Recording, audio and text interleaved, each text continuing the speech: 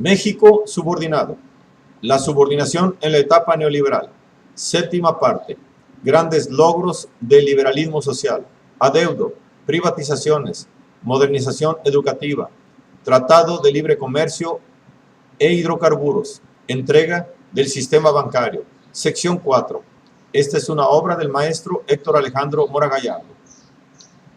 En agosto del 88, las cámaras de comercio estadounidense, europeas y del Japón, junto con prominentes representantes de pudientes firmas, le entregaron al entonces candidato Salinas, su favorito para ganar las elecciones, sobra decir, peticiones para mejorar la inversión extranjera en México. Ya en funciones presidenciales, Salinas promulgó el reglamento de la ley para promover la inversión mexicana y regular la inversión extranjera, con la cual colmó con creces los requerimientos extranjeros, pasándose por el arco del triunfo a la Constitución.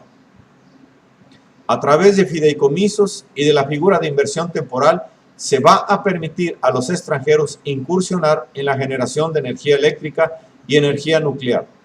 Por ejemplo, igualmente, mediante estos dos mecanismos podrán traspasar los límites accionarios del 49% e incursionar en las actividades reservadas a los nacionales, representando ya la apertura al capital extranjero, poniendo a su consideración los rubros en los que les conviniese invertir, intervenir. Incluyéndose una reapertura a los swaps, además de contemplarse en el marco de las negociaciones para entrar al GATT, la futura participación de la banca internacional en el país. Todo ello en promoción salinista de apertura total al capital privado y extranjero como plataforma de desarrollo del país. Avances graduales pero efectivos en la apertura, en la entrega al capital extranjero de lo más valioso de la economía nacional, logrando paso a paso, carta a carta. Y si querían algo más, ahí les va. El pastel de inversiones al 100%, en el que podrán participar los extranjeros, es el siguiente: agricultura, ganadería y caza, recolección y tala de productos forestales, edición de periódicos y revistas, fabricación de coque y otros derivados del carbón mineral, edificación y urbanización industrial y residencial, instalaciones hidráulicas, eléctricas y de telecomunicaciones, cimentaciones, excavaciones, demoliciones, perforaciones petroleras y de agua, y demás forma de construcción, transporte marítimo de altura, partiendo de puertos mexicanos, alquiler de embarcaciones turísticas, sociedades operadoras de fondos de inversión, servicios privados de educación preescolar, primaria, secundaria, preparatoria, universidad, comercial, idiomas, técnica, artística y especial, servicios jurídicos, servicios de contaduría y administración, administración de centrales camioneras de pasajeros, administración de caminos, puentes y servicios de grúa, servicios de navegación aérea, administración de aeropuertos y helipuertos, asesoría en inversiones y valores, servicios de agentes de seguros y finanzas, servicios de asesoría en pensiones, oficinas de representación de bancos extranjeros, principalmente. Lo que el patrón extranjero decida, en donde quiera participar según sus intereses. Algunos rubros, aún no intervenidos, no dejan de estar en estado de latencia, abiertos a la futura injerencia extranjera. Otros se hacen bajo la fachada de empresa mexicana. Supuesta competitividad de los incompetentes. La apertura con los tratados comerciales le otorgaban a las empresas extranjeras la facilidad para subordinar la industria y los servicios de un país que nunca había logrado establecer su propia industria. Todo ello en resultas de las negociaciones para que México entrase al GATT. Otro gran logro de la modernidad salinista que conduciría al país al auténtico desarrollo que la apertura irrestricta nos otorga.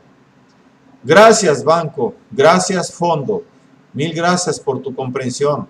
Así lo pregonaban los salinistas por los logros obtenidos gracias a su patrocinio, los que no harían sino consolidarse en el transcurrir del sexenio. Un acuerdo secreto con el Banco Mundial incidía en la entrega, comprometiéndose el gobierno a liberar los servicios financieros y a reorganizar el sistema bancario, a profundizar en la apertura comercial e incrementar la disciplina presupuestal.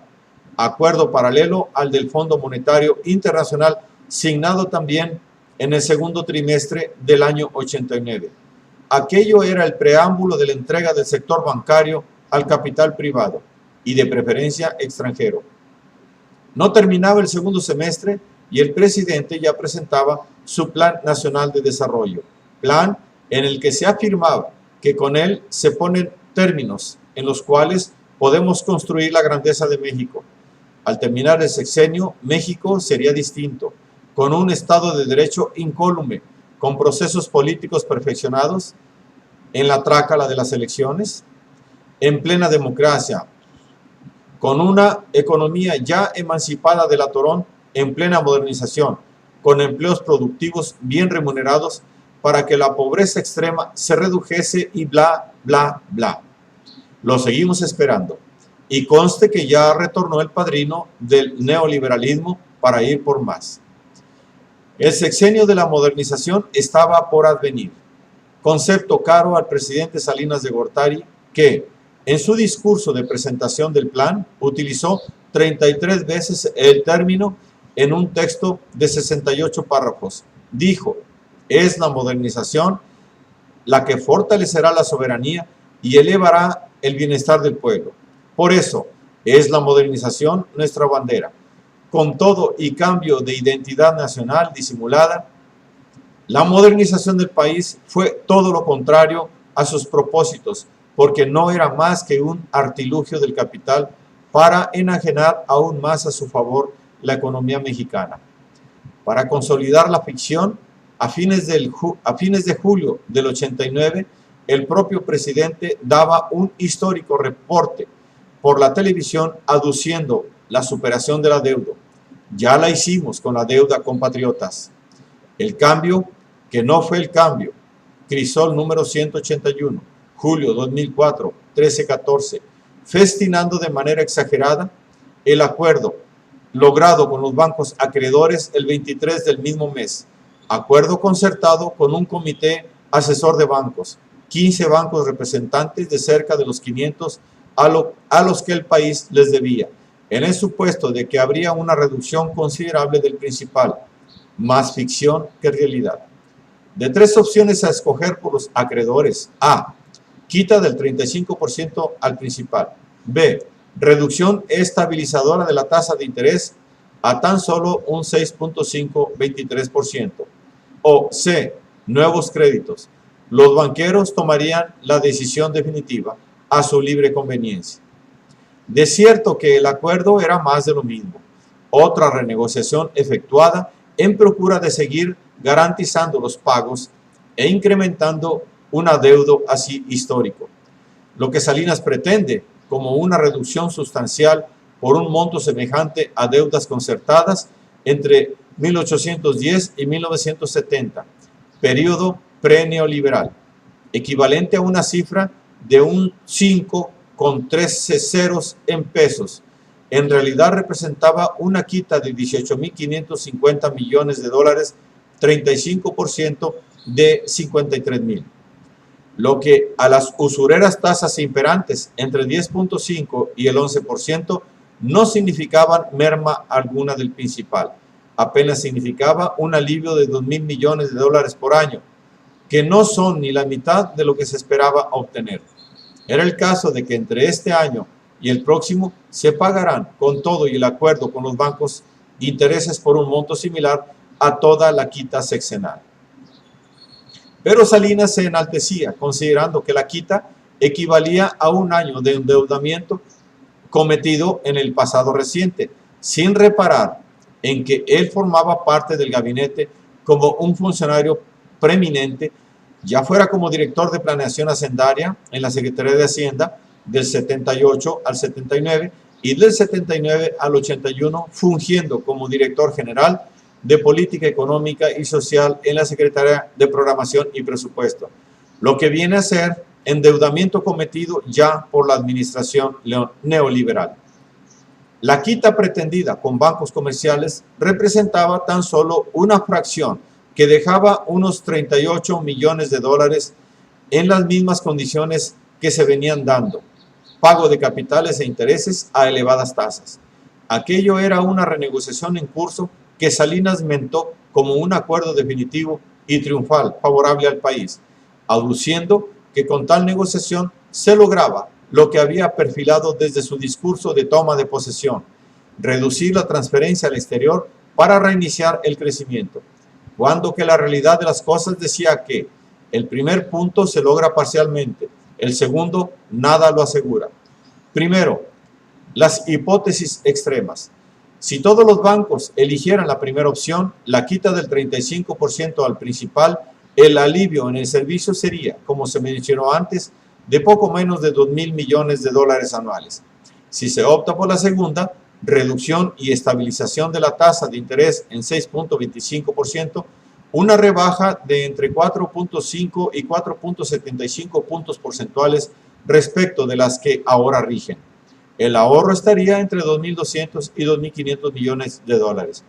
Y si prefieren todos los bancos otorgar créditos nuevos, el país recibiría un promedio de poco menos de 3.500 millones anuales durante 4 años.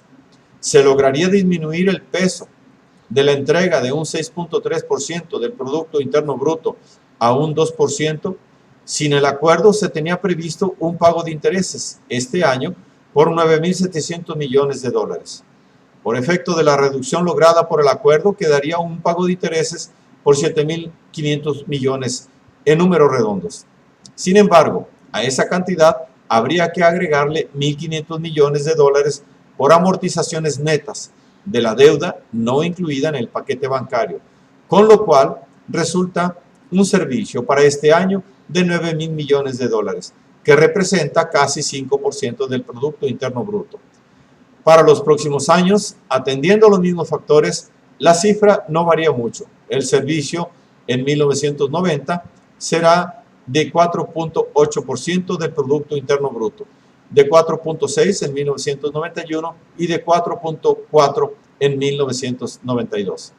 Aquello de ninguna manera liberaba a México de seguir pagando una deuda onerosa, aun y cuando consta que el gobierno salinista había amenazado con romper pláticas y suspender pagos si no cedían los acreedores del Club del Agio. Banksters intransigentes que insistían en la cláusula de recaptura, por la cual el descuento podría quedar nulificado si la economía mexicana crecía, y además exigían 3.000 millones de dólares anuales en swaps, ante lo cual la moratoria debía de proceder haciendo por retirar fondos de Estados Unidos, pero para depositarlos en Japón y en países europeos, los otros acreedores. Medida que no dejaba de tener su dosis de prudencia, puesto que meses antes el Citibank le había congelado capitales al Ecuador. Los vampiros querían más sangre, tanto los franchutes como los gringos, puesto que los bancos se turnaban el papel de villanos y un día era uno el que proponía la cláusula y otro día era el otro el que insistía en lo mismo. En el fondo, estas alimañas internacionales buscaban resarcir su deterioro a costillas del tercer mundo. El Banco de América, a la sazón, tenía pérdidas que recuperar, por lo que esta entidad monetaria fue la interesada en recordar lo de la cláusula de recaptura. Ante la amenaza de moratoria, el gobierno de los Estados Unidos tenían que intervenir para evitarla, abogando por una renegociación, puesto que múltiples bancos gringos resultarían afectados de concretarse la cesación de pagos. La plana mayor del agio imperialista se hizo presente para recomponer la negociación.